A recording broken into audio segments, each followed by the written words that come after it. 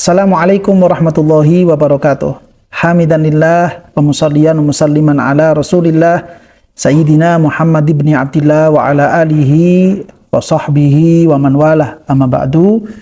Para teman-teman, para pemirsa dan para pengikut channel YouTube MZT Malang Raya, alhamdulillah kita masih diberikan kesempatan oleh Allah Ta'ala untuk bisa melanjutkan kajian-kajian kita yang telah disajikan, yang telah disiapkan di channel YouTube yang insya Allah penuh dengan faedah-faedah, penuh dengan keilmuan-keilmuan, dan harapannya mudah-mudahan apa yang kita bahas, apa yang kita kaji, dan apa yang kita serap dari pembahasan-pembahasan yang ada di channel YouTube ini betul-betul menjadi sebuah wawasan yang manfaat, sebuah wawasan yang barokah, dan yang lebih utamanya lagi mudah-mudahan kita semuanya, keluarga kita, senantiasa diberikan kekuatan oleh Allah Ta'ala untuk bisa mengamalkan ilmu-ilmu tersebut. Amin ya rabbal alamin. Para pemirsa, para pengikut, dan para pecinta channel YouTube MZT Malang Raya, pada kesempatan kali ini kami ingin memberikan tanggapan, memberikan jawaban dari sebuah pertanyaan yang masuk kepada nomor WA admin dan juga nomor WA kami secara pribadi, yang mana dalam pesan WhatsApp tersebut ada sebuah pertanyaan yang ingin meminta kejelasan. Ketika pemerintah menyediakan program untuk makan bergizi gratis kepada para masyarakat dan juga para siswa utamanya, dan juga nanti sasarannya kepada beberapa ibu hamil, menyusui, dan seterusnya. Dalam konteks memberikan makanan bergizi ini, ada sebuah ide, ada sebuah pemikiran yang kemudian itu menjadi sebuah opini dan diliput oleh sebuah akun sosial yang memberitakan tentang hal ini, yaitu diambilkan dari Tribun News, yang mana isi berita tersebut adalah Kepala BGN atau Badan Gizi Nasional menyebutkan serangga kaya protein bisa jadi menu makan bergizi gratis. Jadi ketika di tengah-tengah pemerintah ini memiliki program memberikan makanan gratis kepada segenap masyarakat Indonesia, terutama kepada para pelajar yang ada di sekolah, ada sebuah wacana yang kemudian ini bergulir menjadi sebuah opini dari Kepala BGN tentang mengkonsumsi serangga dengan alasan serangga ini ternyata kaya dengan protein. Ketika program itu berjudulkan makan bergizi, ya, lalu kemudian hanya terfokus kepada yang namanya makanan bergizi itu kira-kira seperti apa saja, ada sebuah pandangan bagaimana kalau kemudian salah satu bahan makanan itu adalah serangga. Saya bacakan terlebih dahulu isi beritanya karena memang tidak mutlak seperti itu. Isi berita dari tribunnews.com Jakarta menyatakan Kepala Badan Gizi Nasional atau disingkat dengan BGN, dan beliau yang bernama Bapak Dadan Hindayana menyebut serangga yang memiliki gizi tinggi dan biasa dikonsumsi, mohon maaf bukan bisa dikonsumsi, tapi biasa dikonsumsi oleh masyarakat lokal seperti ulat sagu bisa dimasukkan dalam komposisi menu makan bergizi gratis yang disingkat menjadi MBG, khusus untuk daerah tersebut. Hal ini karena BGN atau Badan Gizi Nasional tidak menetapkan standar menu nasional dalam program makan bergizi gratis. Yang ada hanya penetapan standar komposisi gizi. Nah, jadi titik tekannya ada di situ karena alasannya itu memang judulnya adalah makan bergizi, sedangkan kemudian tidak ada penentuan menunya itu seperti apa, isinya itu seperti apa, intinya hanya bergizi, Sehingga ini menjadi peluang ide ini bisa masuk dalam program tersebut. Sehingga setiap menu bisa berbeda di berbagai daerah, bergantung dari potensi sumber daya lokal dan kesukaan anak-anak lokal di daerah tersebut. Yang mana kutipan pembicaraan beliau, Pak Dadan tadi itu salah satu contoh ya, kalau ada daerah-daerah tertentu yang terbiasa makan seperti itu bisa menjadi menu di situ. Badan Gizi ini tidak menetapkan standar menu nasional, tetapi menetapkan standar komposisi gizi. Jadi bukan menu yang distandarkan, tapi komposisi gizinya yang distandarkan. Kata Pak Dadan ditemui usai hadiri Rapimnas Perempuan Indonesia Raya atau disingkat dengan PIRA di Hotel Bidakara, Jakarta Selatan hari Sabtu, tanggal 25 bulan Januari tahun 2025. Nah, kemudian keterangan dari Tribun News-nya, Dadan menyatakan peluang memasukkan menu lokal seperti serangga berkaitan erat dengan komposisi protein di berbagai daerah yang amat bergantung pada potensi sumber daya lokal dan kesukaan masyarakat setempat.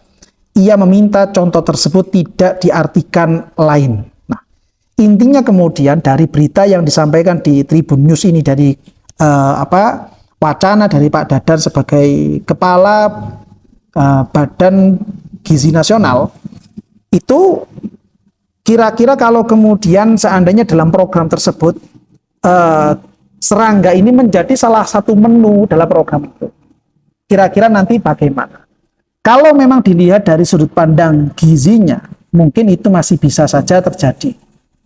Tapi kita sebagai masyarakat muslim, yang mana masyarakat muslim ini memang merupakan masyarakat mayoritas yang ada di bumi pertiwi Indonesia ini, masyarakat muslim tentunya wajib untuk mengikuti peraturan-peraturan yang berlaku dalam syariat Islam.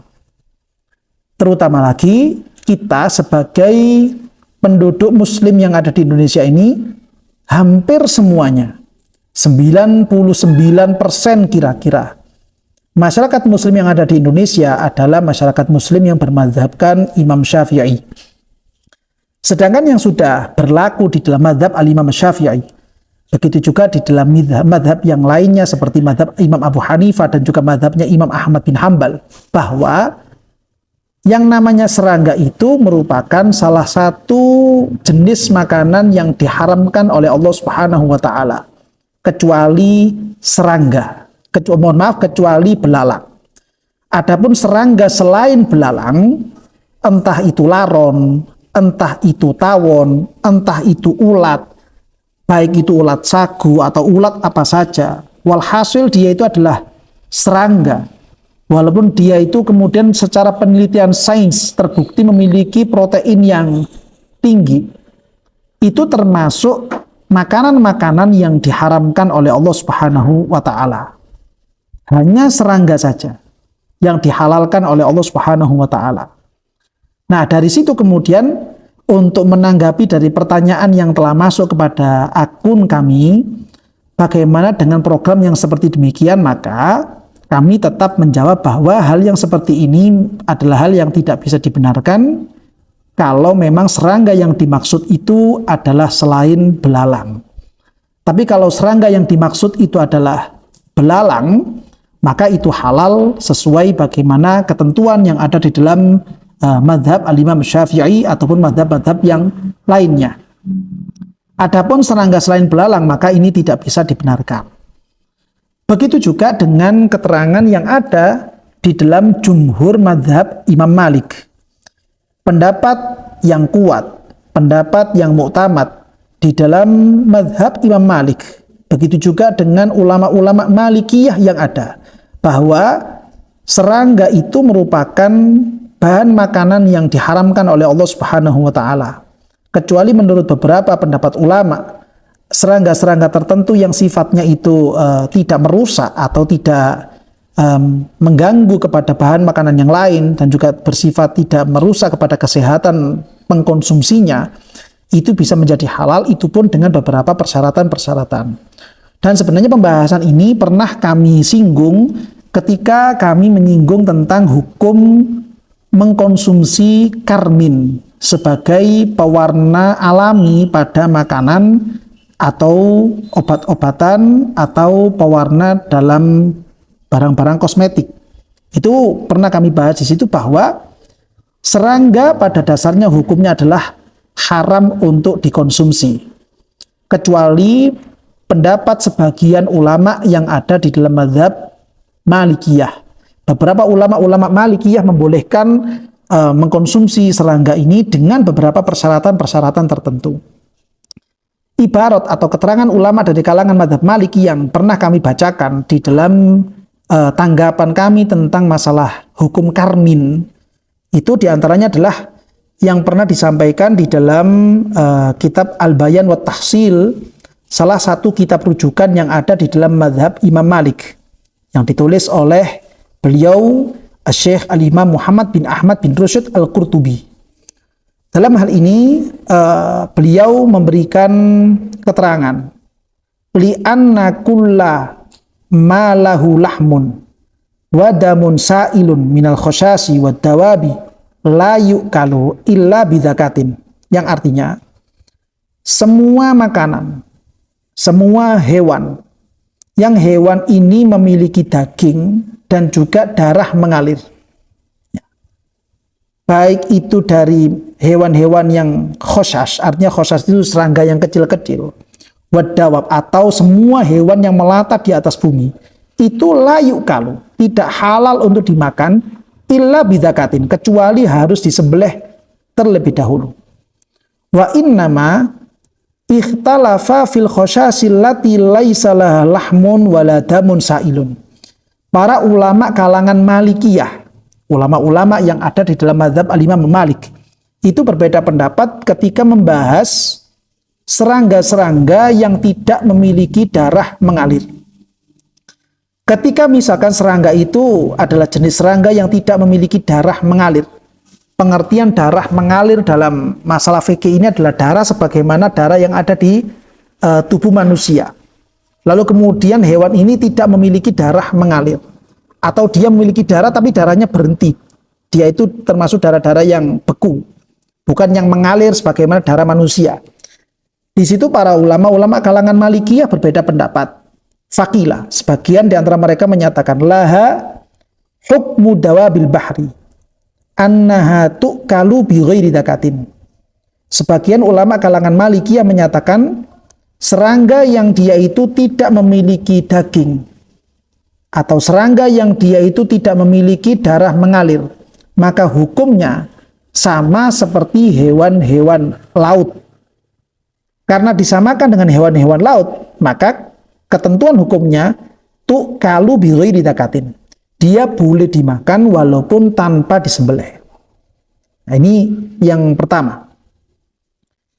Wakila, pendapat yang kedua dari sebagian ulama kalangan Maliki adalah innahu la yu'kalu syai'un min dzalika idahtija ilaihi illa an yuzakka bima yuzakka bihil jaradu min qatliha biqat'i ru'usiha au arjuliha au tarhiha fil mar'afi ahya'an wa fit tazkiyati lil jaradi ikhtilafun. Pendapat kedua menyatakan bahwa innahu la yu'kalu, bahwa serangga-serangga yang tidak memiliki daging, serangga-serangga yang tidak memiliki darah mengalir itu hukumnya haram untuk dimakan. Apapun itu bentuknya kecuali hanya jarod, kecuali hanya belalang saja. Kecuali kalau serangga-serangga tadi itu yang tidak memiliki daging atau tidak memiliki darah mengalir itu disembelih terlebih dahulu sebagaimana peraturan sembelih yang berlaku pada belalang itu sendiri, yaitu dengan cara bikot irusiha, dengan cara memutuskan kepalanya, au arjuliha, atau memutuskan kaki-kakinya yang sekiranya dengan putusnya kaki serangga ini bisa menyebabkan dia mati, atau torhiha fil mar'afi. Serangga itu dituangkan, dimasukkan ke dalam sesuatu yang panas yang bisa menyebabkan dia itu mati, dan ketika dilemparkan ke sesuatu yang panas ini dia masih dalam keadaan hidup. Nah, dan kalau misalkan caranya seperti itu, maka ini baru halal menurut sebagian pendapat ulama Malikiyah. Nah, dari keterangan-keterangan ini ada beberapa referensi yang bisa kita rujuk. Selain kitab At-Tahsil tadi itu, juga kitab At-Taj wal Iqlil yang ditulis oleh beliau Syekh Al-Imam Muhammad bin Yusuf bin Abil Qasim bin Yusuf Al-Abdari. Beliau juga memberikan keterangan yang hampir sama sebagaimana keterangan yang tadi kita bacakan. Begitu juga dengan keterangan yang ada di dalam kitab Al-Muntaqa Syarhul Muwatta. Di situ juga diterangkan bahwa ketika hewan ini adalah hewan yang tidak memiliki daging, serangga itu tidak memiliki daging atau juga tidak memiliki darah mengalir, maka menurut jumhur ulama kalangan Malikiyah dinyatakan haram untuk dimakan, dan sebagian menyatakan boleh dimakan dengan syarat harus terjadi penyembelihan. Nah, ini penyembelihan itu sendiri pun juga bukan kemudian langsung dalam secara kelompok kemudian dipotong kepalanya, atau secara kelompok kemudian dipotong kakinya, atau kemudian secara kelompok dimasukkan ke tempat yang panas, bukan, tapi satu persatu dari belalang itu kemudian dibunuh satu persatu. Itu yang dimaksud dengan penyembelihan serangga supaya bisa halal untuk dikonsumsi manusia. Tapi kami ingatkan lagi, ini menurut pendapat sebagian dari ulama kalangan Malikiyah. Nah, pembahasan ini tidak berhenti sampai di sini saja. Perlu ada pembahasan yang diperhatikan tentang apa yang tadi kami bacakan, yaitu pembahasan tentang salah satu kaidah. Salah satu kaidah yang kaidah ini sangat berlaku sekali dan diperhatikan di kalangan mazhab Imam Malik, yang mana di dalam ketentuan atau usul-usul mazhab Imam Malik, pokok-pokok mazhab yang ada di dalam mazhab Imam Malik adalah kaidah yang berbunyi mura'atul khilaf, menjaga khilafiyah lintas mazhab. Ketika misalkan pendapat Imam Malik itu menyatakan hukumnya itu adalah A misalkan, lalu kemudian di situ juga ada pendapat ulama lain menyatakan B misalkan, maka apa yang menjadi keputusan mazhab lain yang menyatakan hukum sesuatu ini adalah B, maka beliau Imam Malik begitu juga dengan ulama-ulama setelahnya memperhatikan dan mempertimbangkan tentang keputusan yang ada di mazhab yang B ini. Taruhlah misalkan kita hidup di daerah Indonesia, yang mana memang mayoritas masyarakat Indonesia ini adalah masyarakat Muslim yang bermadhabkan Imam Syafi'i. Dan madhab Imam Syafi'i benar-benar menyatakan bahwa serangga ini termasuk hewan-hewan yang diharamkan oleh Allah Subhanahu Wa Taala untuk dikonsumsi, kecuali hanya belalang saja. Ketika kita membawa pemahaman madhab Imam Malik di tengah-tengah masyarakat Indonesia, lalu kemudian kita itu ingin menjalankan apa yang menjadi ketentuan madhab Imam Malik atau kalangan ulama-ulama Malikiyah, maka penting bagi kita semuanya, terutama bagi kalangan pemberi kebijakan kepada masyarakat Indonesia, supaya memperhatikan madhab lain yang ada di sekeliling masyarakat tersebut, terutama masyarakat Indonesia yang mayoritas penduduknya adalah bermadhabkan Imam Syafi'i.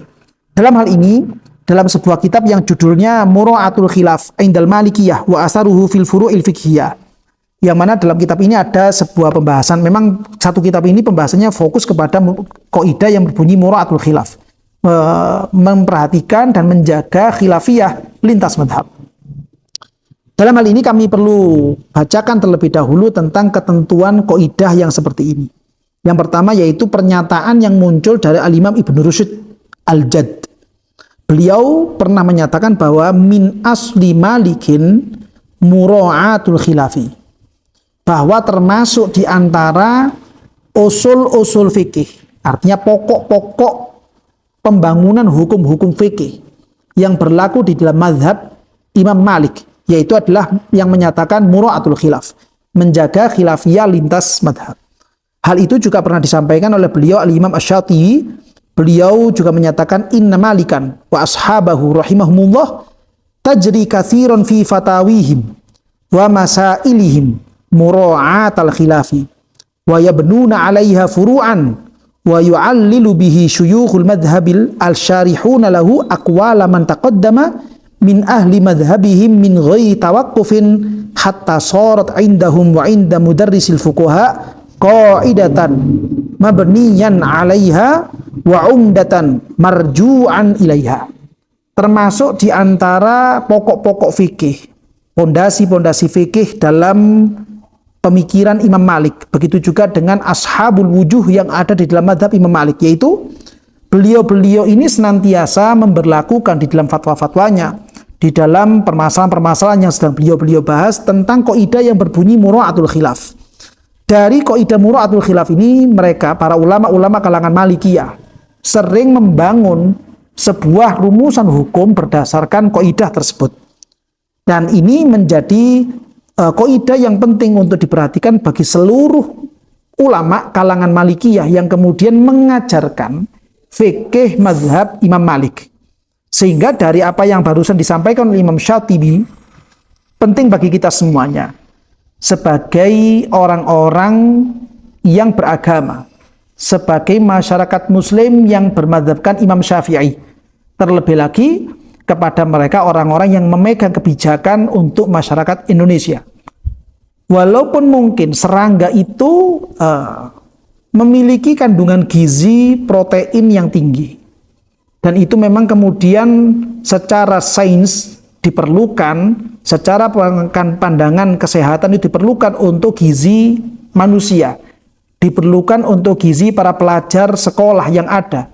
Namun kita penting untuk memperhatikan kira-kira makanan-makanan yang berasal dari serangga ini termasuk makanan yang dihalalkan oleh Allah Subhanahu wa taala atau justru itu termasuk makanan yang diharamkan oleh Allah Subhanahu wa taala. Seandainya saja kemudian kita berdalih bahwa menurut sebagian ulama kalangan Malikiyah membolehkan hal tersebut, maka penting bagi kita semuanya, sebagaimana tadi yang disinggung oleh Imam Syatibi dalam kutipan ini, bahwa penting bagi setiap orang yang mengajarkan, yang menyampaikan tentang fikih madzhab Maliki, supaya mereka itu memperhatikan khilafiyah yang berlaku lintas madhab, dan itu berlaku berjalan di tengah-tengah masyarakat yang ada. Nah, sehingga dari sini kita kemudian tidak boleh gegabah di dalam memberikan kebijakan untuk masyarakat Indonesia yang ada dalam program makan bergizi ini, supaya kita itu bukan hanya memfokuskan pandangan kita, memfokuskan pikiran kita kepada masalah gizi saja, namun juga penting kita memperhatikan tentang makanan yang bergizi sekaligus halal dikonsumsi untuk masyarakat muslim yang ada di Indonesia, wabil khusus kepada masyarakat muslim yang mayoritas ada di Indonesia ini bermadzhabkan Imam Syafi'i. Di antara ketentuannya adalah ketentuan tentang keharaman mengkonsumsi serangga kecuali belalang saja. Nah, ini menjadi satu kajian yang perlu untuk kita perhatikan supaya kita bisa lebih bijak lagi di dalam menyampaikan ketentuan-ketentuan, kebijakan-kebijakan di tengah-tengah masyarakat demi mencapai keridhaan dari Allah Subhanahu wa taala dan juga keselamatan dunia dan akhirat kita nantinya. Nah, kiranya ini tanggapan yang perlu kami sampaikan di dalam menanggapi pertanyaan yang telah masuk kepada kami. Mudah-mudahan apa yang kita bahas ini betul-betul menjadi ilmu yang manfaat dan barokah, dan mudah-mudahan juga kita semuanya senantiasa diberikan kekuatan oleh Allah Subhanahu wa taala untuk bisa mengamalkan ilmu-ilmu yang telah kita terima, sehingga kita bisa menjadi orang-orang yang diridhoi oleh Allah Subhanahu wa taala dan juga bisa mendapatkan kecintaan dari kekasih kita, junjungan kita, idola kita, Gusti Kanjeng Nabi Muhammad sallallahu alaihi wasallam. Amin ya rabbal alamin.